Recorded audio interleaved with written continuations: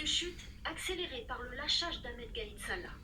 Pourquoi ce revirement après ce soutien indéfectible? Dans son livre, paru avant le début du mouvement de contestation, le journaliste Mohamed Sifawi évoquait déjà les ambitions du patron de l'armée. Il y a des informations qui m'ont été révélées par certaines sources quand Un général pas comme les autres.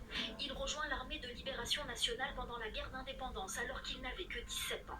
Le jeune garçon avait quitté l'école très tôt sans diplôme, mais il bénéficiera d'une formation militaire en ex-URSS après l'indépendance. Malgré cela, il sera sous-estimé par certains de ses pairs. Ahmed Gaïd Salah a une revanche personnelle à prendre d'abord contre certains de ses pairs de l'armée. Le pouvoir politique, notamment lorsqu'il préside en costume-cravate un conseil des ministres et qu'il distribue la parole au président par intérim et au premier ministre. Lui, la parole, il la prend presque chaque semaine, sur le terrain militaire, dans des discours politiques retransmis à la télévision d'État. Depuis qu'il est sur le devant de la scène, la répression s'est accélérée. Opposants politiques et militants ont été jetés en prison, certains pour atteinte au moral de l'armée, d'autres pour avoir brandi le drapeau berbère.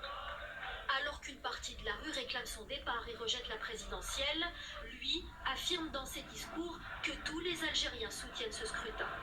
Un dialogue de sourds ou un face-à-face sans précédent entre un peuple déterminé à aller jusqu'au bout de sa révolution et un homme qui ne semble pas encore prêt à passer le relais.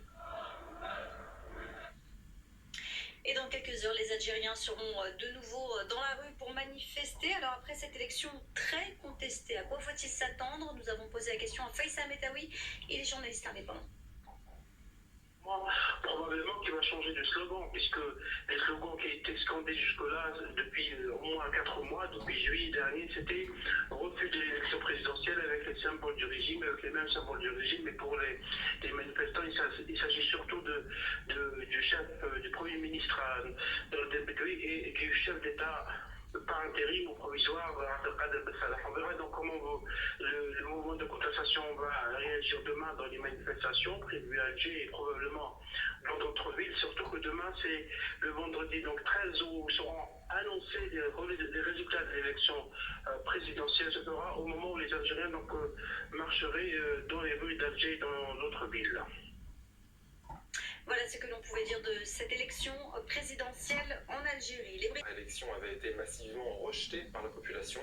Un peu moins de 40% de la population a voté pour ce premier tour. C'est le taux le plus faible des présidentielles de l'histoire du pays. Les épreuves de vote contestées par une grande partie de la population qui manifeste depuis le 22 février. De participation estimée à 41% au niveau national, 39,93% au total, en incluant donc les votes de l'étranger. Voilà les chiffres communiqués par la commission électorale algérienne.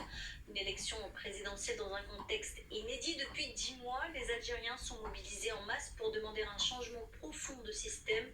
Dans certaines villes du pays, le vote a été émaillé de violence entre les manifestants et les forces de l'ordre. Etanadji. Les policiers anti-émeutes s'élancent violemment sur les manifestants qui sont évacués manu militari des principales artères d'Alger. Des protestataires rassemblés par dizaines de milliers pour dénoncer ce qu'ils considèrent comme une mascarade électorale.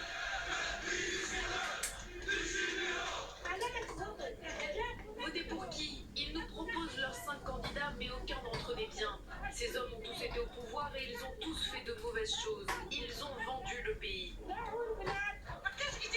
Cette élection n'aura pas lieu. Il est hors de question que l'on recule. On n'arrêtera jamais. On n'est pas contre l'élection, on est contre ce gang. Les mêmes scènes de contestation dans la ville de Béjaïa à l'est d'Alger.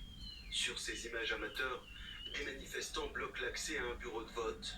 Certains piétinent les bulletins des 5 candidats en lice.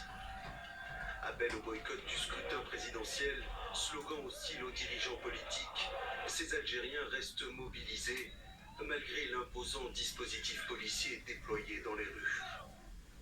Les manifestations massives dans les principales villes ont éclipsé cette journée de vote. Certains électeurs ont pu se rendre aux urnes. Une partie de la population ouvertement opposée au mouvement de contestation. Et c'est très important d'être là. L'Algérie est libre et indépendante. Le sang des martyrs ne se avant. L'élection est importante pour moi, comme ça on sait qu'on a un président. Son président, il n'a rien. Pourquoi est-ce que je bloquerai mon pays? Je suis contre les personnes qui s'opposent à l'élection. Des électeurs qui craignent de voir le pays s'enliser dans la crise, après 10 mois d'une mobilisation populaire historique. 10 mois de pression pour faire tomber un régime. Depuis le 22 février, les Algériens n'ont cessé de se mobiliser, et ce malgré la répression. Retour sur cette contestation inédite avec Kevin Battista. Une contestation populaire, un mouvement en dialecte algérien, Hirak. Depuis février, des centaines de milliers d'Algériens manifestent régulièrement contre le pouvoir en place. Parmi leurs revendications, d'abord, la libération des prisonniers d'opinion.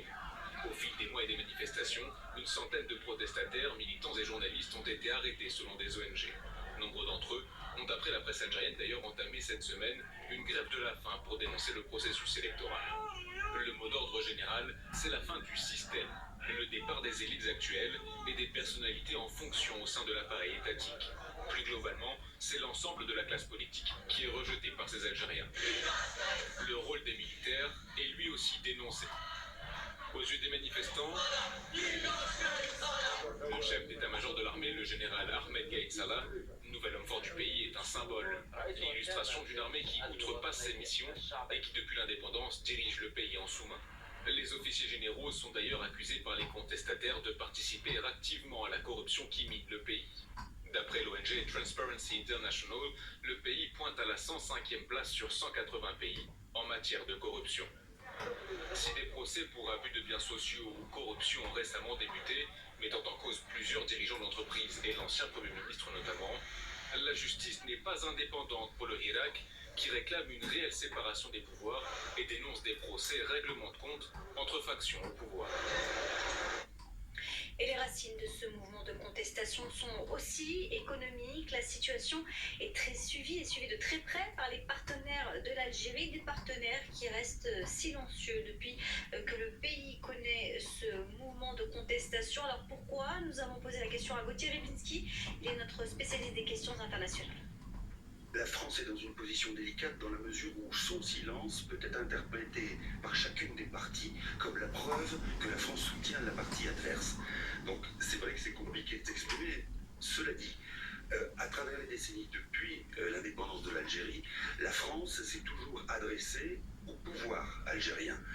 Alors à cela, il y a une raison, c'est qu'il eût été extrêmement compliqué pour le pouvoir français de mépriser une direction algérienne au motif que cela pouvait trahir un sentiment néocolonialiste. Je m'explique, on ne peut pas critiquer, c'est ça qui est biaisé dans le rapport franco-algérien, il est difficile de critiquer une direction algérienne parce que cela semble condescendant et emprunt justement d'une démarche colonialiste.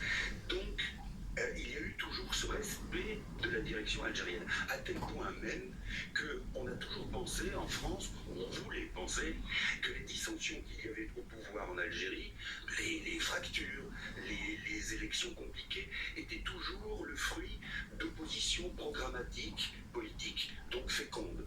En réalité, on s'aperçoit, à la lumière des événements depuis l'année dernière, que bien souvent, ce sont des personnalités qui tombent. On a vu justement Gaïd Salah faire le ménage et faire tomber, un peu comme on coupe la branche pourrie, un certain nombre de ses copains, en disant « je donne ça en pâture au public, aux électeurs, aux Algériens, et ils m'en sauront gré », ce qui n'est pas le cas. Et depuis la démission d'Abdelaziz Bouteflika le 2 avril dernier, un homme est sur le devant de la scène, le chef d'état-major Ahmed Gaïd Salah. Quel est son rôle? Qui est-il? Son portrait est signé Merem Amelal. L'homme fort de l'Algérie porte un képi, il s'appelle Ahmed Gaïd Salah. Chef d'état-major de l'armée depuis 2004 et vice-ministre de la Défense depuis